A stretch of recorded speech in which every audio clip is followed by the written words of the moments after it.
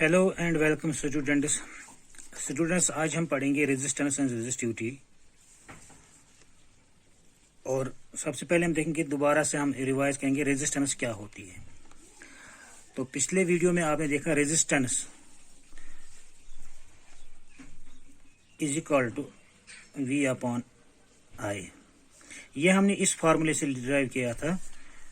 Potential is directly proportional to current. इसी circuit में आप पोटेंशियल इंक्रीज करो तो करंट भी उसी हिसाब से इंक्रीज होगा, उसके इक्वल नहीं होगा। याद रखिए, इसी जितना पोटेंशियल उतना करंट नहीं, बल्कि आप ये देखिए कि पोटेंशियल इंक्रीज करो तो करंट इंक्रीज हो जाएगा। V is equal to some constant times R।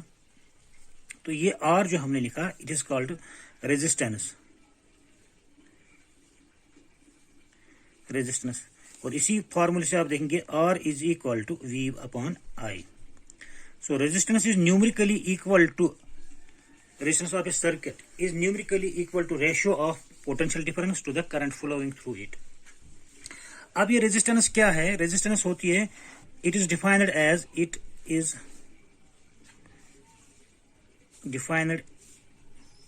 as the ratio of V, that is potential difference across the potential difference across a circuit to the current flowing through it, current I flowing through it.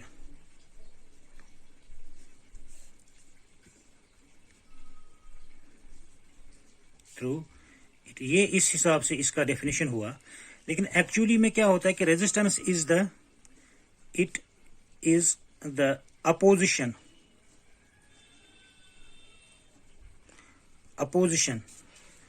To the flow of charges, या हम कहेंगे इसको opposition to the current in a circuit में current के लिए कितना opposition मिल रहा है उसको हम रेजिस्टेंस कहेंगे। कि मतलब किस सर्किट में करंट के लिए कितना अपोजिशन मिल रहा है उसकी उतनी रेजिस्टेंस होगी। तो ये रेजिस्टेंस क्या करता है कि करंट को फ्लो होने से रोकने की कोशिश कर रहा है, अपोज कर रहा है। जैसे मैंने कहा कि न्यूमेरिकली इसका वैल्यू ये है V अपॉन I। लेकिन पिछले वीडियो में हमने देखा रेजिस्टेंस का जो हमने एक्सप्रेशन निकाला था वो कितना था?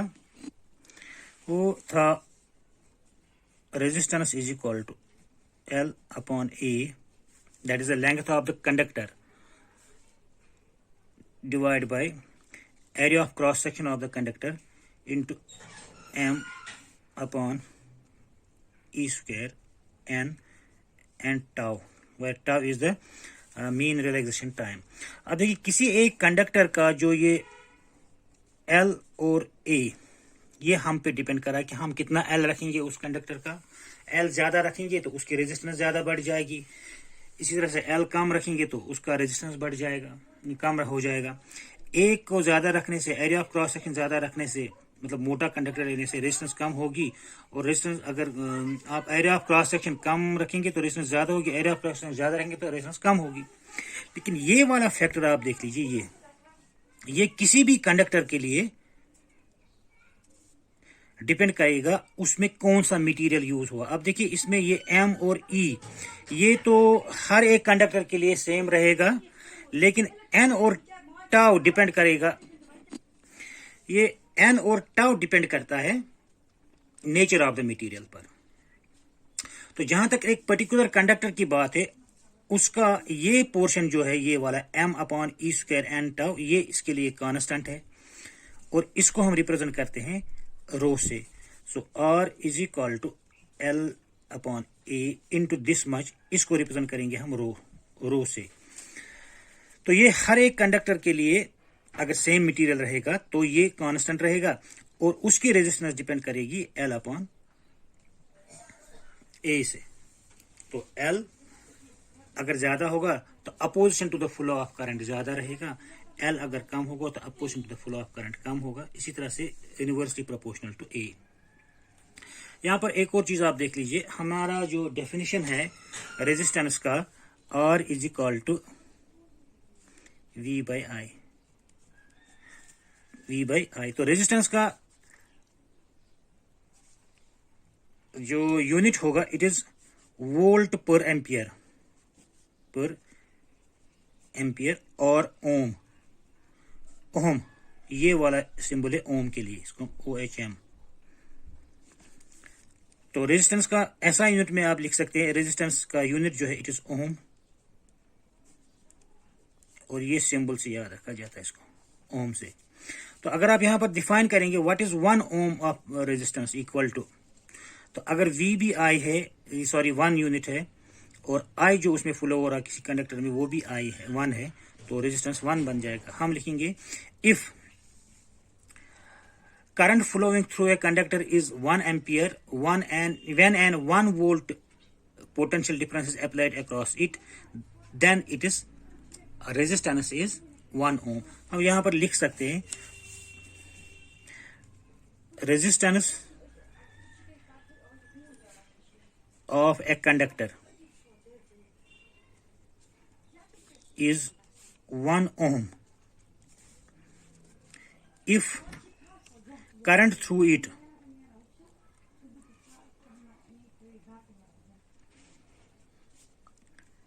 is 1 ampere when 1 volt of potential difference is applied। अगर एक पोटेंशियल डिफरेंस अप्लाई करने पर किसी कंडक्टर में 1 एम्पियर करंट फ्लो हो रहा है, तो हम कहेंगे कि कंडक्टर का जो रेजिस्टेंस है वो 1 ओम है। तो ये रेजिस्टेंस है। तो जनरली आप ये कॉमनली आप याद रखेंगे कि रेजिस्टेंस जो है by definition it is the opposition to the flow of current. आप देखिए जिसकी रेजिस्टेंस ज्यादा मतलब उसमें अपोजिशन ज्यादा होगी, उसमें करंट कम होगी। जिसकी रेजिस्टेंस ज्यादा होगी, अब आप देखिए इसी रिलेशन से I निकालिए, I is equal to V by are.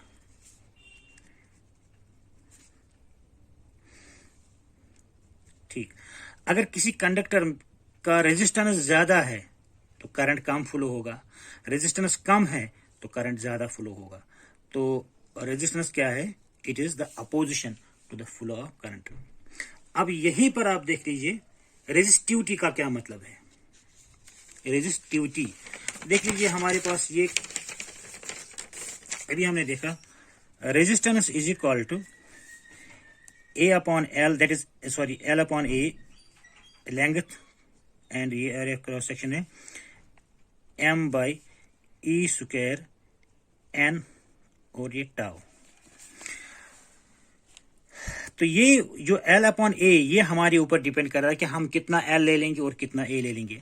लेकिन ये फैक्टर जो है M upon E square N into tau ये डिपेंड करता है नेचर ऑफ द कंडक्टर।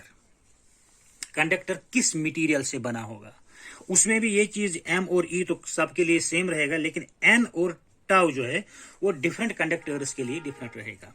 तो अब देखिए ये चीज डिपेंड करती है किस पर? कंडक्टर के मटेरियल पर। So this is called the resistivity.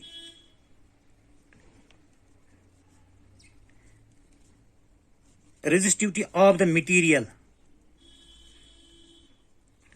क्योंकि ये चीज मटेरियल पे डिपेंड करता है, इसे हम कहेंगे रेजिस्टिविटी ऑफ द मटेरियल। हम अगर आप देखिए हमारे पास एक कंडक्टर है, इसकी रेजिस्टेंस किस पे डिपेंड करेगी? अब जो मटेरियल जो है सो है, सबसे पहले तो मटेरियल पर ही डिपेंड करेगी, लेकिन दो और चीजों पर डिपेंड करेगी जो हमारे ऊपर है। That is the length of the resistance this conductor and it is area of cross section, इन पे डिपेंड करेगी। अब देख लीजिए हमारे पास एक मटेरियल है, not in the form of, ये मान लो एक मटेरियल है, कोई कंडक्टिंग मटेरियल है, दूसरा या इस शेप का है, दूसरा इसी शेप का है, ये इस शेप का मटेरियल है, ये मान लीजिए ये कॉपर है, ये आयरन है। तो इसका हम रेजिस्टेंस कैसे बता सकते हैं? इसका रेजिस्टेंस कैसे बता सकते हैं? हम रेजिस्टेंस देखेंगे जब हम एक वायर बनाएंगे, उसका एरिया ऑफ क्रॉस सेक्शन रखेंगे, उसकी लेंथ देखेंगे तो हम रेजिस्टेंस बता सकते हैं। लेकिन जब हमारे पास एक मटेरियल होगा तो हम क्या कहेंगे, हम उसकी रेजिस्टेंस नहीं कहेंगे, हम कहेंगे कि उस मटेरियल का रेजिस्टिविटी क्या है, वो किस मटेरियल, क्योंकि रेजिस्टिविटी ये एक ऐसा फैक्टर है जो मटेरियल पे डिपेंड करता है, कि इस चीज पे डिपेंड करता है, ये चीज मटेरियल पे डिपेंड करती है। तो रेजिस्टिविटी क्या होती है, वो किस चीज पे डिपेंड करती है, वो एक मटेरियल किस चीज का बना होता है उस चीज पे डिपेंड करती है। ये वाले फैक्टर पर m/n E² n टाउ इस चीज पे डिपेंड करती है। तो याद रखिए, रेजिस्टिविटी के लिए जब हम वर्ड इस्तेमाल करेंगे तो वो वर्ड करेंगे इस्तेमाल एक मटेरियल के लिए। मटेरियल की रेजिस्टिविटी क्या है, अगर हम न्यूमेरिकली देखेंगे रेजिस्टिविटी किस के बराबर होगी। अब देखिए R is equal to L upon A m by E² n tau. तो ये पोर्शन के बदले हमने लिखा rho, this is replaced by rho और HO रो। तो हम लिखेंगे resistance is equal to rho, पहले लिखेंगे L अपॉन A। ठीक, अगर इसमें क्या करेंगे, हम किसी कंडक्टर का area of cross section 1 metre रखेंगे, 1 मीटर स्क्वायर, और लेंथ रखेंगे 1 मीटर, तो L is equal to 1 metre, M is equal to 1 metre square. तो हमारे पास क्या बचेगा, resistance is equal to rho. Resistance equal to rho कब होगा, जब लेंथ 1 होगी और एरिया ऑफ क्रॉस सेक्शन 1 होगा। तो हम यहां पर डिफाइन कर सकते हैं रेजिस्टिविटी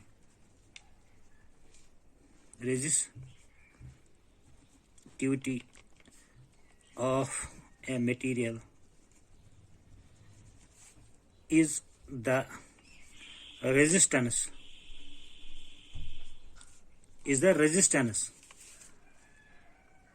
of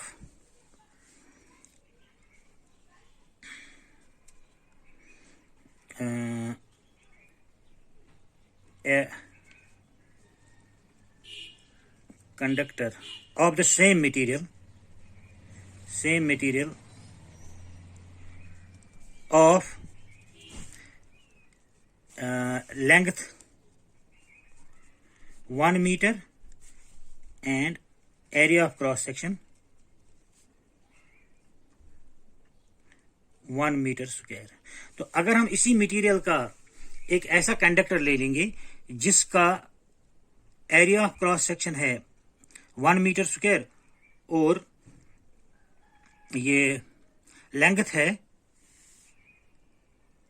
1 मीटर, उस कंडक्टर की जिसका एरिया ऑफ क्रॉस सेक्शन है, मान लीजिए ये है 1 मीटर स्क्वायर और ये लेंथ जो है 1 मीटर की, इस तरह का एक कंडक्टर जब हम बनाएंगे तो इसकी जितनी होगी रेजिस्टेंस उतनी इस मटेरियल की जिससे ये बना होगा रेजिस्टिविटी होगी।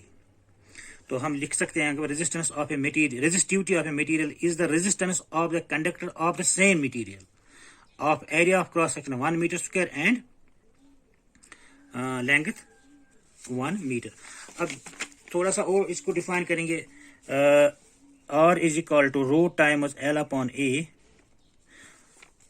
हम इसको लिख सकते हैं थोड़ा सा और क्लियर, रो निकालने के लिए रो कितना बन जाएगा, हम इसको नीचे लाइए, R upon rho is equal to L upon A, इसको नीचे लिया तो rho upon R is equal to A upon L, reciprocal किया इसका, तो यहां से हमें मिला रो इज इक्वल टू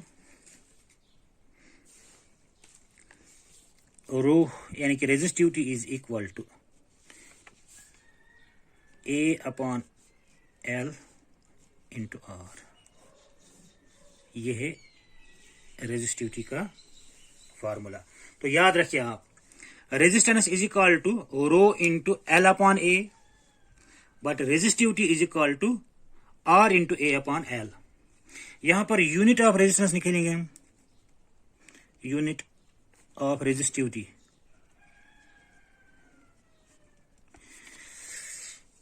देखिए, इसका ये एरिया ऑफ क्रॉस सेक्शन से इसका यूनिट होगा मीटर स्क्वायर डिवाइड बाय, इसका यूनिट हो गया मीटर और इसका यूनिट हो गया आर का ओम। 1 मीटर और 1 मीटर कैंसिल, तो ये बन जाएगा ओम मीटर। ओम मीटर। तो याद रखिए आप, unit of resistivity is ohm metre. अब एक और चीज है conductance. Conductance is exactly opposite to the opposite of this resistivity. अगर resistivity is opposition to the flow of current, then conductance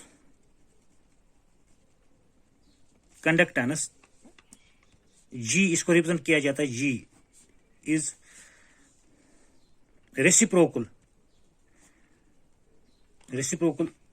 of the resistance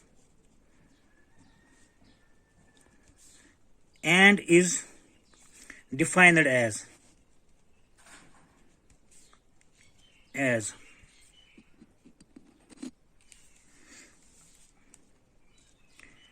ease in the flow of current.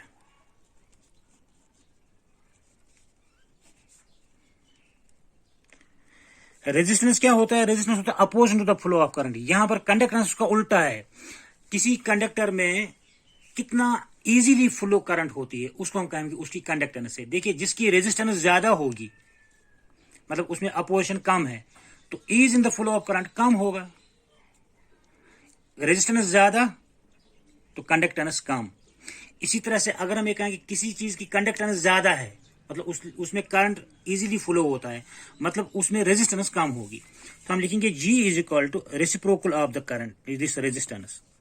तो अभी आपने देखा, that means conductance is equal to 1/ρL/A। तो conductance is equal to A/ρL।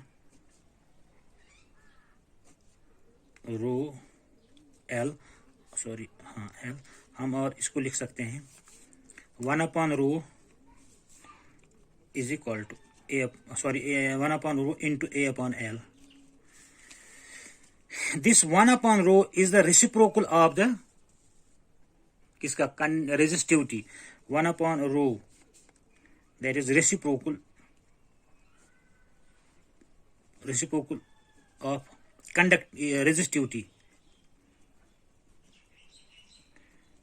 resistivity is called conductivity. So 1/ρ is equal to sigma.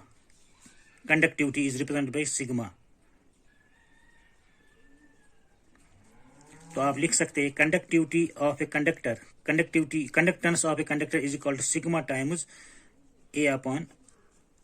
आप देखिए, area of cross section ज्यादा, conductance ज्यादा। Area of cross section कम, कंडक्टेंस कम। इसी तरह से लेंथ ज्यादा तो कंडक्टेंस कम, लेंथ कम, कंडक्टेंस ज्यादा। ये इसका एग्जैक्टली रेजिस्टेंस का ये उल्टा है। इसी तरह से आप इसका आप रेजिस्टिविटी देख लीजिए। रेजिस्टिविटी किसके बराबर होगा? Resistivity then will be equal to, यहां पर sigma is equal to GL/A, G into L/A।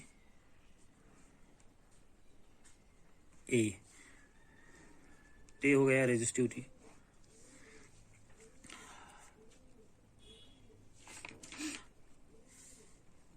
आप यूनिट्स आप देख लीजिए, यूनिट्स ऑफ कंडक्टेंस। जैसे रेजिस्टेंस का यूनिट, यूनिट क्या था रेजिस्टेंस का? रेजिस्टेंस का यूनिट था ओम। रेजिस्टेंस का यूनिट था OHM, ओम। इसको हम ऐसे रिप्रेजेंट करते थे। लेकिन कंडक्टेंस का इसका रेसिप्रोकल होगा, उसको हम कहेंगे यूनिट ऑफ कंडक्टेंस मोह, MHO, मोह। और इसको इस जो हमने यहां पर नोटेशन रखा, इसका उल्टा ये हो गया इसका कंडक्टेंस का यूनिट। ठीक है। इसी तरह से रेजिस्टिविटी का यूनिट जो है वो भी अपोजिट होगा किसका? कंडक्टेंस का, कंडक्टिविटी का। तो ये था कंडक्टिविटी और कंडक्टेंस और रेजिस्टेंस और रेजिस्टिविटी। आज की वीडियो के लिए इतना ही। Thank you.